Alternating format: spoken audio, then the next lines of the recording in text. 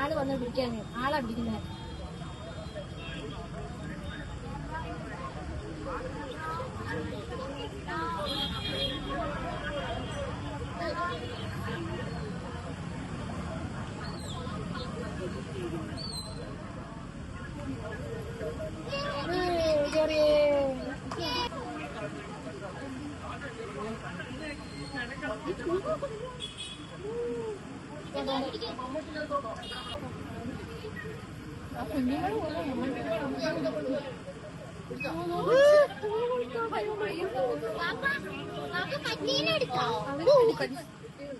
മറ്റേനെ എടുത്താ പെരുമ്പിനെ എടുത്താ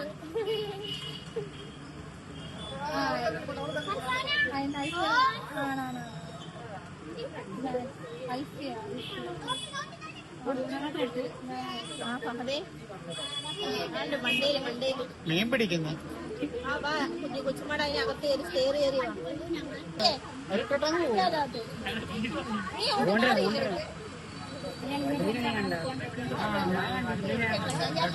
ആശിക്ക ഉള്ളി കൂടെ നിൽക്കുമ്പോ ചെയ്താ മതി. നിനക്കറിയാവോ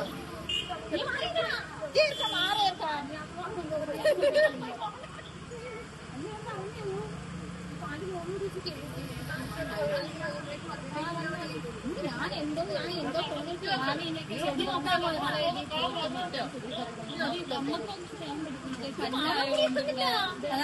നിർത്താൻ അവിടെ വൃത്തിയാക്കിയപ്പോ അതുപോലെ അപ്പുറത്തുനിന്ന് വന്നത് അതാ ഒന്നും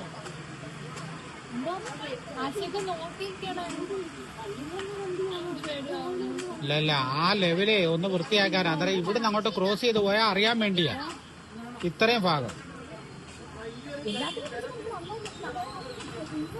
ബക്കറ്റിന്റെ മുടി നോക്കാൻ പറയാം.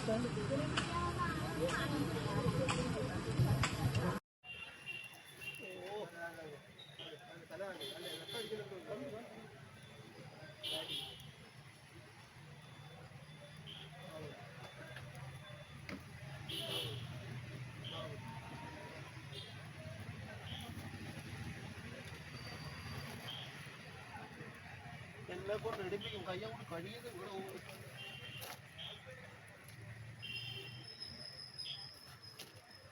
അവരൊക്കെ കാണുക കയറി നിൽക്കുന്ന എങ്ങനെ.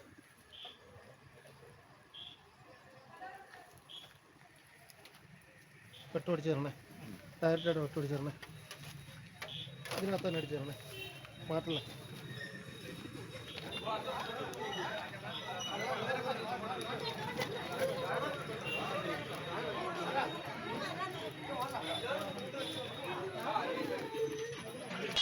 എപ്പോഴും കുഞ്ഞുങ്ങളെ കാണുമ്പോൾ അത് ഡേഞ്ചറാണ്, ഒന്നിൽ കൂടുതലാണ്. ഇപ്പം പാമ്പുകൾ ഇണ ചേർന്ന് മുട്ട വിരിയുകയോ അല്ലെങ്കിൽ അതിൻ്റെ കുഞ്ഞുങ്ങളെ, ഈ അണലിയൊക്കെ പൊതുവെ ആൾക്കാർ പറയും പ്രസവിക്കുന്ന പാമ്പാണെന്ന്.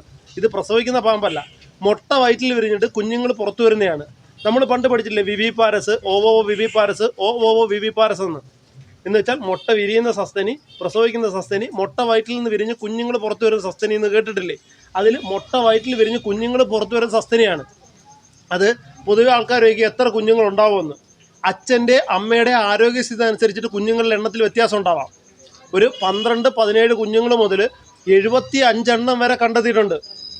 ഇത് ഇതേപോലെ ഒരു അണലിയുമായിട്ടാണ് ഇണ ചേർന്നതെങ്കിൽ ഇപ്പോൾ മാക്സിമം വളർച്ചയാണ്. ഒരു അണലിയുടെ മാക്സിമം വളർച്ചയെന്ന് പറഞ്ഞത് ഒരു 170 സെൻറ്റിമീറ്ററാണ്. 170-180 സെൻറ്റിമീറ്ററാണ് അണലിയുടെ മാക്സിമം വളർച്ചയെന്ന് പറയുന്നത്. ഇത് ഏകദേശം അത്രയുണ്ട്. പൂർണ്ണ വളർച്ച എത്തിയ ഒരു അണലിയാണ്. അതുകൊണ്ട് തന്നെ ഇതിൻ്റെ 1, 2, 3, 4 കുഞ്ഞുങ്ങളല്ല എന്ന് ഞാൻ കണ്ടപ്പോഴേ ഞാൻ പറഞ്ഞായിരുന്നു.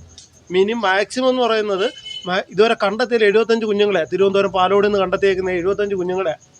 അതേപോലെ തന്നെ ഇത് ഏതാണ്ട് 50 കുഞ്ഞുങ്ങളുണ്ടെന്ന് തോന്നുന്നു, 50 എണ്ണത്തിൽ കൂടുതലുണ്ടെന്ന് തോന്നുന്നു. ഏകദേശം അത്രത്തോളം കുഞ്ഞുങ്ങളുണ്ട്. ഈ ജനിച്ച് വീഴുന്ന അണലി കടിച്ചാൽ പോലും മരണം സംഭവിക്കാം.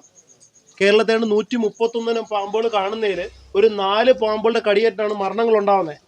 അതിലേറ്റവും കൂടുതൽ സൗത്ത് ഏഷ്യയിൽ തന്നെ ഇന്ത്യ, പാകിസ്ഥാൻ, കേരളം ഉൾപ്പെടുന്ന ഇന്ത്യ, പാകിസ്ഥാൻ, ബംഗ്ലാദേശ് തുടങ്ങിയ സൗത്ത് ഏഷ്യയിൽ തന്നെ 42% പാമ്പ് കടിയേറ്റ് മരിക്കുന്നതെന്ന് പറഞ്ഞത് ഇതിൻ്റെ ഫാമിലി, വൈപ്പറിഡിയ ഫാമിലി എന്ന് പറയും. ഈ ഇനത്തിൽ പെട്ടുന്ന പാമ്പുകളുടെ കടിയേറ്റിട്ടാണ്.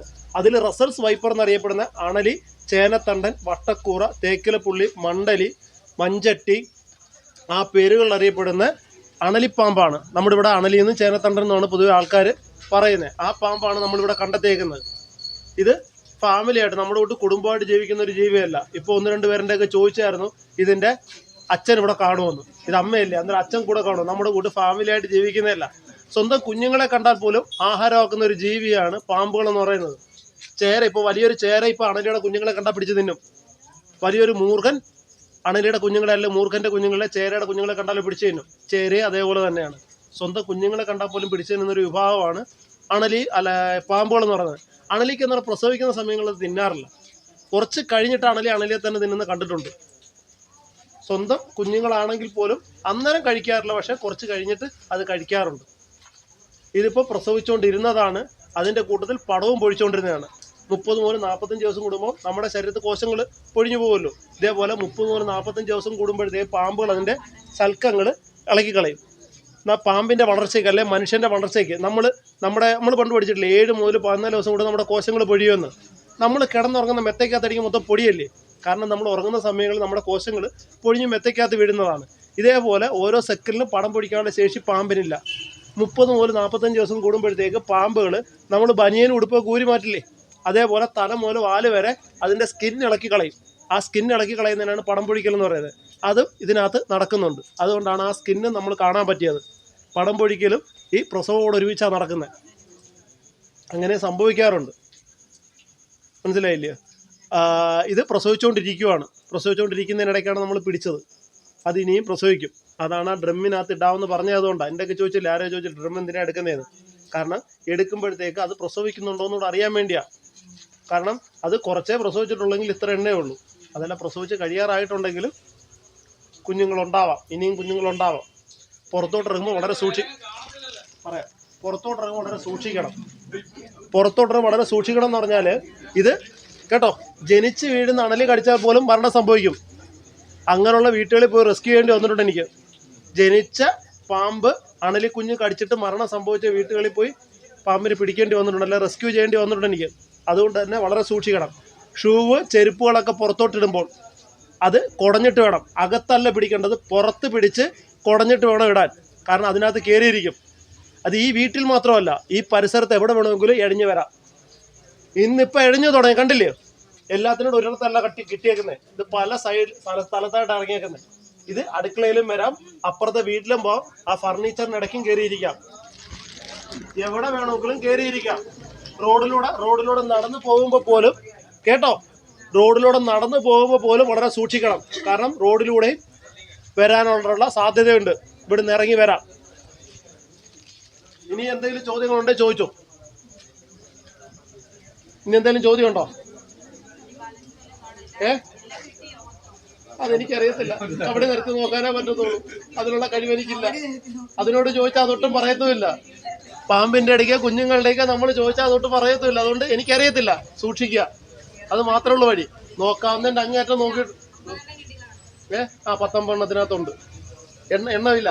എടുത്തെടുത്തോണ്ട് ഇനി വരുമല്ലേ, നമ്മൾ എങ്ങനെയെങ്കിലും എടുത്തുകൊണ്ട് വരിക എന്നുള്ളതാണ് ചിന്തിക്കുന്നത്. ഇതാണ് ഞാൻ എൻ്റെ നമ്പർ പറഞ്ഞു തരാം. അതൊന്ന് വേണമെങ്കിൽ എഴുതി വെച്ചോളൂ. എന്തെങ്കിലും സംശയങ്ങളുണ്ടെങ്കിൽ ചോദിച്ചോ. കാണുവാണെങ്കിലും വിളിക്കാം. 8547 81 24 99 8547 812499. എന്തെങ്കിലും സംശയം ഉണ്ടെങ്കിൽ വിളിക്കുക. പറ്റുന്ന ആൾക്കാരെങ്കിൽ വാട്സാപ്പിലൊരു മെസ്സേജ് അയച്ചു കഴിഞ്ഞാൽ ഇതേപോലുള്ള ഓരോ സമയങ്ങളിൽ ഓരോ മെസ്സേജ് ഇട്ട് തരാം. ഇപ്പം പാമ്പുകൾ മുട്ട വിരിഞ്ഞിറങ്ങുന്ന സമയമാണ്, അല്ലെങ്കിൽ പ്രസവിക്കുന്ന സമയമാണ്. ആ സമയങ്ങളിൽ സൂക്ഷിക്കുക. ഇന്ന സ്ഥലങ്ങളിൽ പാമ്പുകൾ കയറിയിരിക്കാനുള്ള സാഹചര്യമുണ്ട്. അങ്ങനെയുള്ള മെസ്സേജുകളൊക്കെ ഇട്ട് തരാം. അതൊക്കെ ഒന്ന് വായിക്കുകയും മനസ്സിലാക്കുകയും അതേപോലെ ചെയ്യുകയും ചെയ്ത പാമ്പ് മൂലമുള്ള അപകടങ്ങൾ ഒഴിവാക്കാം. പാമ്പിനെ പിടിക്കേണ്ട ആവശ്യമില്ല. സത്യം പറഞ്ഞാൽ ഏതാണ്ട് 83% പാമ്പ് കടിക്കുന്നതുകൊണ്ട് മുട്ടിന് താഴോട്ടാണ്. 82.8% സ്നേക്ക് ബാറ്റ് ബിലോ ദ നീ എന്നാണ് പഠനങ്ങൾ പറയുന്നത്. മുട്ടിന് താഴോട്ടെന്ന് പറഞ്ഞാൽ ചവിട്ടിയിട്ടാണ്. 2 സാഹചര്യങ്ങളിലെ പാമ്പ് നമ്മളെ കടിക്കത്തുള്ളൂ. ഒന്നുകിൽ നമ്മളതിനെ ചവിട്ടണം, അല്ലെ അതിരിക്കുന്നിടത്ത് കയ്യോ കാലോ കൊണ്ട് ചെല്ലണം. അല്ലാതെ പാമ്പ് ഒരിക്കലും ഇങ്ങോട്ട് വന്നിട്ട് കടിക്കത്തില്ല. ചേട്ടൻ്റെ പേരെങ്ങനായിരുന്നു? ചേട്ടൻ തന്നെ സലീം ചേട്ടൻ ഇന്നാൾ എന്നെ കണ്ടിട്ട് മൈൻഡ് ചെയ്തില്ല. അതുകൊണ്ടൊരു കൊത്തിയിട്ട് പോകാമെന്ന് പാമ്പ് വിചാരിക്കത്തില്ല. സലീം ചേട്ടനെ കാണുമ്പോൾ വിചാരിക്കുന്ന പറഞ്ഞൊരു ഭീകര ജീവി ഇതാ നിൽക്കുന്നു, ഞാനങ്ങ് പോകാമെന്ന്. സലീം ചേട്ടനല്ല, നമ്മൾ ആരെ കണ്ടാലും അങ്ങനെ വിചാരിക്കത്തുള്ളൂ. ഒരു ഭീകര ജീവിയാണ് പാമ്പിന് മനുഷ്യൻ. പക്ഷെ അതിൻ്റെ റീച്ചിലെത്തിക്കഴിഞ്ഞാൽ അത് കടിക്കും. അത് ഈ അണലിയുടെ പ്രത്യേകത എന്ന് പറഞ്ഞത് ഒരു പരിധിയിൽ കൂടുതൽ ദൂരത്തിൽ ചാടിക്കടിക്കുക. നമ്മൾ കുതിച്ച് കടിക്കുന്നു എന്നൊക്കെ പറയത്തില്ലേ, ഇതേപോലെ ഒരു പരിധിയിൽ കൂടുതൽ ഒരു റേഞ്ചിൽ വന്ന് കടിക്കാനായിട്ടുള്ള ശേഷിയുള്ള പാമ്പാണ് അണലി എന്നറിയപ്പെടുന്നത്. അതാണ് അണലിയുടെ പ്രത്യേകത.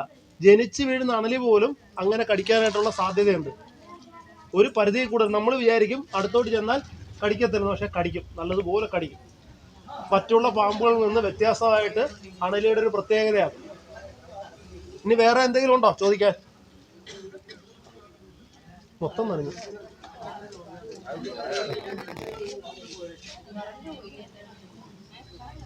എന്തോ ചോദിര്, അവിടെ ചോദിച്ചിട്ട് കാര്യമില്ല, എന്നോട് ചോദിച്ചു. പാമ്പുകള് നല്ല ചോദ്യമാണ്. പാമ്പുകൾ 3 കാര്യങ്ങൾക്ക് വേണ്ടിയാണ് പുറത്തിറക്കുന്നത്. ഒന്ന്, നമ്മുടെ എല്ലാവരുടെയും പ്രധാന ആഹാരം തേടുക, പടം പൊഴിക്കുക. ഇപ്പം നടന്നുകൊണ്ടിരിക്കുന്ന പടം പൊഴിക്കുക, ഇണ ചേരുക. ഇണ ചേർന്ന് കഴിഞ്ഞാലും പടം പൊഴിച്ചു കഴിഞ്ഞാലും ആഹാരം ഇര തേടി ഏതെങ്കിലും മാളത്തിലോ അല്ലെങ്കിൽ പുൽക്കാടുകളിലോ പാറക്കെട്ടിനകത്തോ ഏതെങ്കിലും സ്ഥലങ്ങൾ കൂട്ടി വെച്ചേക്കുന്നിടത്തോ കയറി ഇരുന്ന അടുത്ത ആഹാരം എടുക്കാൻ വേണ്ടി പുറത്തിറങ്ങുള്ളൂ, അല്ലെങ്കിൽ പടം പൊഴിക്കാൻ വേണ്ടി പുറത്തിറങ്ങാറുള്ളൂ. നമ്മുടെ കൂട്ട് 3 നേരമോ 4 നേരമോ ആഹാരം കഴിക്കുന്ന ഒരു ജീവിയല്ല, ഇടയ്ക്കിടയ്ക്ക് വിശക്കുന്ന ഒരു ജീവിയല്ല പാമ്പ്. എത്ര നേരം കഴിക്കും ഒരു ദിവസം ആഹാരം? എത്ര നേരം കഴിക്കും ആഹാരം? 1 നേരം, 2 നേരം, 3 നേരം, 4 നേരം, 5 നേരം. അത് എണ്ണവേ ഇല്ലേ? അത് നിർബന്ധിച്ചാന്നോ തീറ്റിക്കുന്ന വീട്ടില്? അല്ലെങ്കിൽ നമ്മുടെ കൂട്ട് 3-4 നേരം ആഹാരം കഴിക്കുന്ന ഒരു ജീവിയല്ല പാമ്പ്. അത്യാവശ്യം നല്ലൊരു ആഹാരമാണ് എടുക്കുന്നതെങ്കിൽ മിനിമം ഒരു 45-60 ദിവസം കഴിഞ്ഞ് എടുക്കാറുള്ളൂ. ആ കിട്ടുന്ന ആഹാര ലഭ്യതയുള്ള സ്ഥലത്തിൻ്റെ ആ ഒരു അവസ്ഥ, അതോടൊപ്പം തന്നെ ആഹാരത്തിൻ്റെ ക്വാണ്ടിറ്റി. നമ്മളൊരു നെയ്ച്ചോറോ ബിരിയാണിയോ അല്ലെങ്കിൽ കുഴിമന്തിയോ കഴിച്ചാൽ നമ്മൾ പെട്ടെന്ന് വിശക്കുമോ? ഇതേപോലെ നല്ലൊരു ഹെവി ഫുഡാണ് എടുക്കുന്നതെങ്കിൽ ഒരു വലിയൊരു തവള അല്ലെങ്കിൽ നമ്മുടെ എലി, കിളിയുടെയൊക്കെ കുഞ്ഞുങ്ങൾ, അതൊക്കെ കഴിച്ചു കഴിഞ്ഞാൽ മിനിമം ഒരു 45-60 ദിവസം കഴിഞ്ഞാൽ പുറത്തിറങ്ങത്തുള്ളൂ. നമ്മുടെ ഇവിടെ വന്നതിൻ്റെ കാര്യം എന്ന് പറഞ്ഞാൽ അത് ആഹാര ലഭ്യത ഇവിടെ ഉണ്ട്. തവളയുണ്ട് അല്ലെങ്കിൽ എലിയുണ്ട്. അതിൻ്റെ സാഹചര്യം കൊണ്ടാണ് നമ്മുടെ ചുറ്റുപരിസരങ്ങളിലും വരുന്നത്. അന്നേരം വരാതിരിക്കാൻ എന്തോ ചെയ്യണം? ഇതിൻ്റെ ആഹാര ലഭ്യത കുറയ്ക്കണം. വൃത്തിയാക്കിയിട്ടിരുന്ന എലിയും തവളയൊന്നും വരത്തില്ല. ആഹാരത്തിൻ്റെ വേസ്റ്റുകൾ വലിച്ചെറിയാതിരുന്നു കഴിഞ്ഞാൽ അവിടെ എലി വരത്തില്ല. എലി വരാതിരുന്നാൽ അവിടെ പാമ്പ് വരത്തില്ല. ഒരു പാമ്പുള്ളടുത്ത് വേറൊരു പാമ്പ് കാണാറില്ല. വേറൊരു പാമ്പ് ഒരു പാമ്പിനെ കണ്ടാൽ, ഒരു ചേര, അത്യാവശ്യം വലിപ്പമുള്ളൊരു ചേര നമ്മുടെ ചുറ്റുപാടുണ്ടെങ്കിൽ നമുക്കതൊരു ഭാഗ്യമാണ്. അതിലുപരി പാമ്പ് നമുക്ക് ഉപകാരമുള്ളൊരു ജീവിയാണ്. ഒരു വർഷം പാമ്പ് കടിയേറ്റ് മരിക്കുന്നത് 25 പോലും 45 പേർക്കകത്ത. ഒരു വർഷം പാമ്പ് കടിയേറ്റ് മരിക്കുന്നത് കേരളത്തിൽ 25-45 പേർക്കകത്താണ്.